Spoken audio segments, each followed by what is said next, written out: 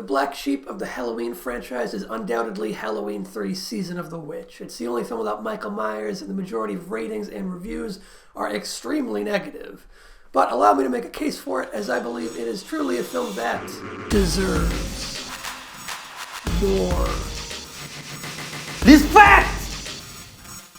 2 bits of context to start out. First, in my order of personal preference, the first Halloween is of course on top, then Halloween 3 is an easy second for me. After that, I go back to the original Halloween 2, or maybe the 2018 Halloween, but I'm tempted to rank that one below Halloween 2 purely for how stupid the title is.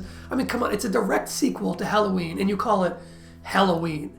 What if we called RoboCop 2 RoboCop? Yeah, the sequel to RoboCop is RoboCop. And the sequel to Godfather isn't The Godfather Part 2. No, we're still calling it Godfather Part 1. Yeah, that's not confusing and annoying at all. At any rate, I like Halloween 3 more than either Halloween 2, more than any of the Halloween 2s. Second bit of context, the Halloween franchise was initially planned as an anthology series. This is common knowledge, it's no big secret. So leaving Michael Myers behind was in the cards from the beginning. But they did kind of balls it up by having 2 Myers films before going back to the anthology idea. That doesn't exactly make sense. So you can't really blame audiences of the time for being confused and or upset that they were getting more of the shape. John Carpenter wasn't involved as writer or director this time around, but he was still involved as a producer alongside Deborah Hill. And he did continue to do the score with Alan Howarth, but more on that later. Carpenter didn't just toss the series aside. He left it in safe hands with Tommy Lee Wallace. Tommy Lee Wallace wrote and directed Halloween 3 Season of the Witch. Well, actually a large portion of the script supposedly came from writer Nigel Neal, but he ended up hating the film, especially how violent it was, and he ended up actually suing to get his name removed from the film. And before Tommy Lee Wallace stepped up, Halloween 3 was going to be directed by Joe Dante, but he ended up leaving to work on the Twilight Zone movie instead, which was probably a smart career move. Carpenter wanted Dante to direct Halloween 4 as well, but it again didn't work out. Tommy Lee Wallace was a frequent collaborator of John Carpenter's. He was the editor and production designer of the original Halloween, and of Carpenter's The Fog. He was also one of the many people that pitched in to play Michael Myers at various stages in the original film. Beyond that, he worked with John Carpenter in all manner of positions, from being an associate art director on Carpenter's very first feature film, Dark Star, to being the second unit director on Big Trouble in Little China. Halloween 3 isn't even the only sequel to a John Carpenter film that Tommy Lee Wallace wrote and directed. In 2002, he made a sequel to John Carpenter's Vampires, but let's not. We're not here to talk about that one today. John Bon Jovi. The only choice left is how to die. John Carpenter left the keys to the castle in his buddy Tommy Lee Wallace's hands, giving him his first directing gig. And he made what many people hate, but I freaking love. Halloween 3 is so far out there. The base concept is crazy, and then there's a whole bunch of other crazy shit piled up on top. Here's the premise to Halloween 3 Season of the Witch. So it turns out Stonehenge has mystical powers within it. And this dude, Conal Cochran, who runs the Silver Shamrock toy company, is like, break me off a piece of that Stonehenge, I'm gonna take it with me and use it in my evil pagan experiments, which he happens to do. And so he does that. And then he comes to the conclusion that the best use of this Stonehenge magic is to imbue a set of Halloween masks made by his company with the power to turn the heads of children into mush if they watch a Silver Shamrock commercial on TV while they're wearing the masks. And everything I've just said is backstory that happens before the movie starts. The actual film starts like the cold open to an X-Files episode, with besuited men chasing down a guy and murdering him in the craziest way possible. He like grabs the bridge of the guy's nose and like yanks it out of his skull. Then the besuited dude gets into a car and self-immolates like a protesting monk. And how do people not love this movie? This is wild. What?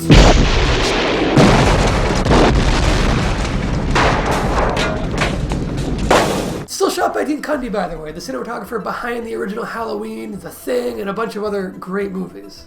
So Halloween 3 still looks excellent. It's dark and moody, and the visuals are perfectly accompanied by the score.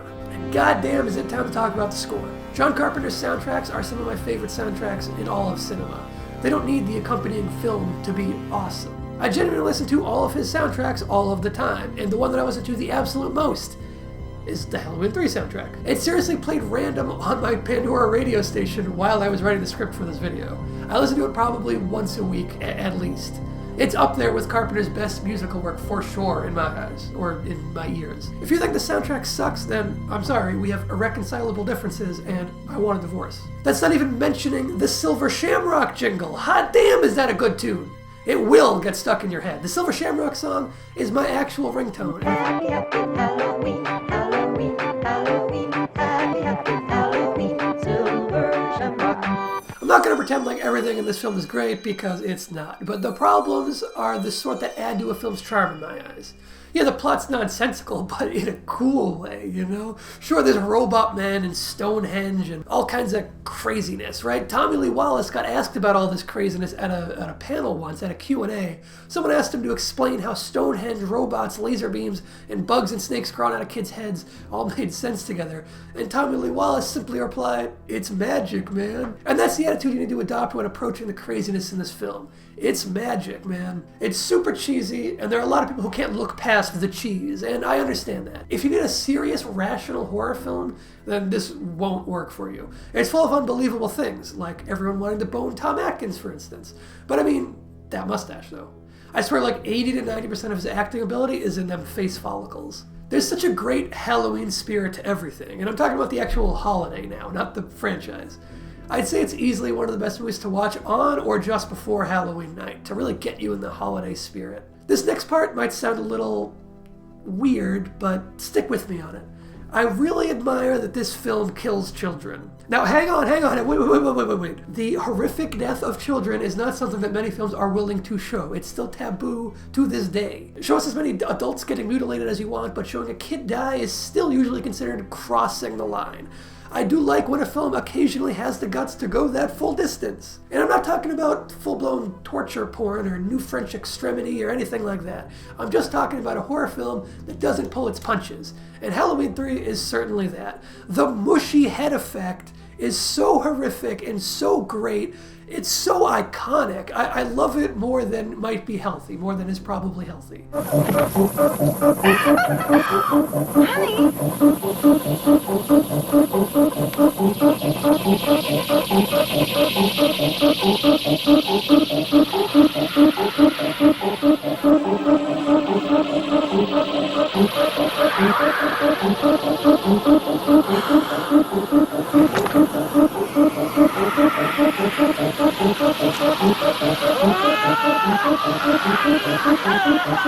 The main risk in the Season of the Witch story is the mass deaths of children. The stakes are incredibly high when you pull back and really look at the big picture.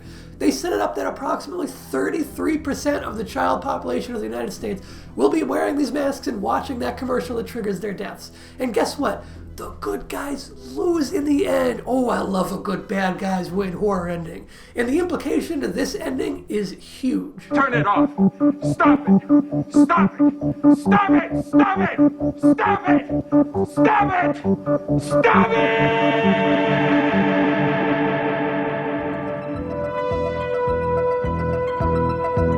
There were a bunch of alternate endings in the works at the time of production, and one of them, just a minor change, would have reportedly been the sounds of millions of children screaming in agony as they died, played over the end credits instead of music. How fucking dark is that?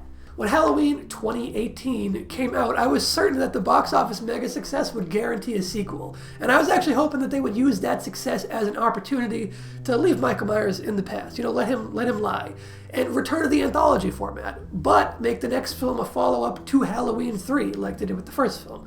Imagine that, a sequel where an entire third of the US population was wiped out in a single day.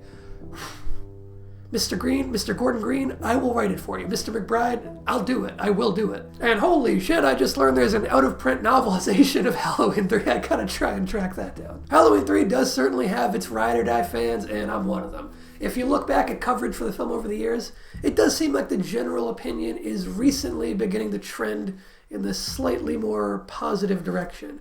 And I'd love to see that trend continue as more and more people realize how badass Season of the Witch is.